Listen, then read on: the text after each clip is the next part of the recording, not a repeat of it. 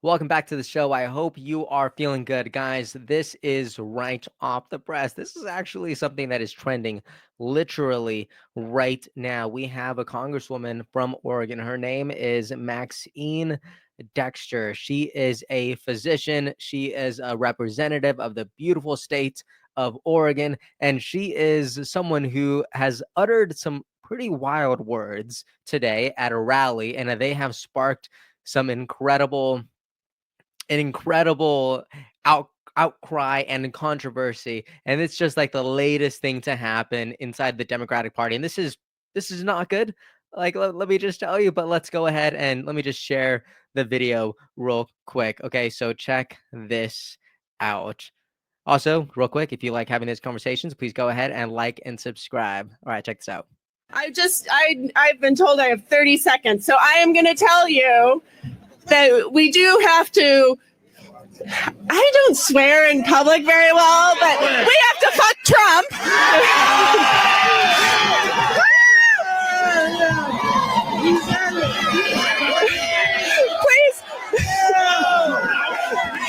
Please don't tell my children that I just did that. Okay, so there's a lot of things that I want to unpack with this one clip real quick. And actually, before I do that, I always forget to do this in the video, so I really want to be up clear about it. Guys, I just posted my new newsletter, and I'm so excited about this. Again, it follows that same 1, 2, 3 format that I'm really, really excited about. This one is titled "Burn the Playbook: RFK Jr. and the End of Party Politics." So here, I kind of build out a conversation where I kind of make some sort of comparison or comparison between RFK Jr. and George Washington. Because if you guys don't know, George Washington is famously someone who really had a passionate dislike for political parties. And as you guys know, RFK Jr. is someone who is no different. So if you want to go ahead and check out that newsletter, please do. Again, it is completely free to sign up. And there is a paid option if you really want to, invest in this journey. That'd be amazing. But yeah, go check it out. Okay, so back to this clip. All right, Maxine, the fact that she was on stage and she said those words and an audience just completely erupted. People loved what she said. By the way, she said F Trump, and the crowd went wild. These are all Democrats, and I just want to be clear. Like, we all know what she was really saying. She was really saying we gotta screw Trump over, right? There's some people on here who are like, oh my gosh, like of course she wants to, actually, like, do that to Trump, say those words, and it's like, no, not really, right? At the core of this, she just wants to screw Trump over, right? But even then, I'm like, why? You want, like, let me just understand. You want President Trump, the president of the United States, the president of the biggest, most powerful country, the most powerful country on the planet. You want that person to be unsuccessful for what? For the American people to be unsuccessful?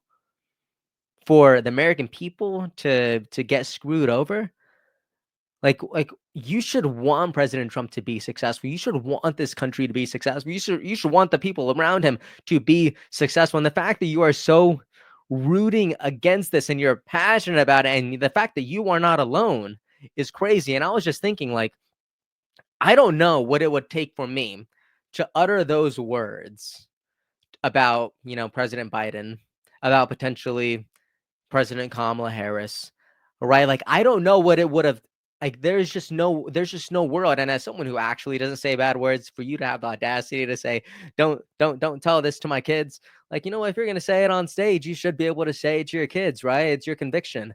But that's just crazy to me. Okay, so now I just want to go ahead and go into some what we're also seeing online. I saw this from Mario Navarre, and he said that the Democratic crowd cheers. It's a very, very good takeaway. Saw this from Chuck Calesto, and I love that he writes, "This is the party of peace," and I'm like, what is peaceful about wanting an entire party to be so adamantly unsuccessful? And that is crazy to me, right? And again, this is like the hottest thing, right? This just came out minutes ago, and people are just going crazy, right? Colin Rugg says That's very kind of her, but I'm assuming President Trump is going to decline. I saw another comment saying, like, Melania is about to lock the door, and someone else is saying, like, President Trump won't even touch her with a 10-foot pole, right? And it's just like all these things, and it's just crazy.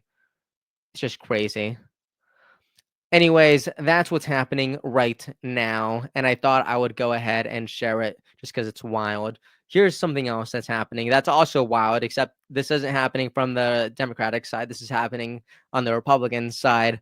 Elon Musk, the man who is probably one of the more controversial figures on the right, but you know what? We like controversial figures on the right, if we're being honest, right? But apparently this morning he changed his name from Elon Musk to Harry, and however you want to pronounce that last name. All right. But CNN host actually did pronounce it. So check this out. Now, the disruptor in chief, Elon Musk, who apparently has adopted the alias, at least he changed his social media handle to Harry Balls, tweeted this morning, "Democracy in America is being destroyed by judicial coup. An activist judge is not a real judge." And as now, there we go. So politics is so weird right now. It's almost like things are just like so for the purposes of being entertaining. And I don't know, like it's good because it's entertaining, and you know, in this process of being entertaining, it actually informs people and it keeps people updated. And I think that's good, right? Like we should actually want people to, you know, we should want people to be informed any way that they know how. And you know, I think about how in the Bible Jesus used very extreme language to convey a point, right? So I feel like we're also saying the same thing. Like people are using kind of extreme language, kind of heavy rhetoric, but again, it's all to communicate a point. So that's just what I'm thinking. But nonetheless, going back to this tweet that Elon Musk sent out, democracy in America is being destroyed by judicial coup. An activist judge is not a real judge, and that was what was just shared, right? So I wanted to share this perspective by Ian Carroll, and I do think this is really interesting. It's again this debate between democracy or a republic, all right? And he says this. It already has over 300,000 views posted this morning. He says, "Let's normalize calling America what it is, a republic. America is not a democracy and was specifically not supposed to be one because a democracy can be destroyed by its own people's shifting morals." All right. He goes on to say a constitutional republic is bound to a document. Much like tying your moral compass to your own ideals can easily lead you astray, but a moral compass tied to God remains steadfast always. And I love that. And it turns out this is I wasn't planning on sharing this, or you know, the last thing I shared about Jesus, but it's somehow these conversations always end up being spiritual. You know, but it is interesting how like people change time and again, but things like, you know, Bible, right? Things like God, outside of time, operate outside of time. They just have a way of remaining. They have a way of just being consistent when human beings aren't. So tying our kind of attention in that direction, if you ask me, kind of a good thing. All right, because if you're going to put your trust in one of two things, and those one or two things was human, and the other one was, you know, God, kind of makes sense if you ask me. But you know what? That sounds like something that I could get canceled for. So please go ahead. I know these videos reach many people who have a different way of it being, and different beliefs. So go ahead and let me know what you think about all that, especially specifically in regards to this whole democracy versus republic debates. And please let me know what you think about what Maxine Dexter from Oregon had to say about President Trump. And although how entertaining it is, let me know if you think there's actually any substance to the idea that Democrats really want Republicans to be unsuccessful, and really why that is, because I do think that's an interesting idea that we get to chew on. Anyways, let me know what you think about this conversation in the comment section, and I will make sure to be there later All right, guys, I hope to see you next time. I'm hoping I could put out another video today because I believe Tulsi Gabbard's confirmation vote is going to be tonight. So I'm going to try to go live tonight, and I think it's going to be amazing. But I will see you all there, and it's going to be fun.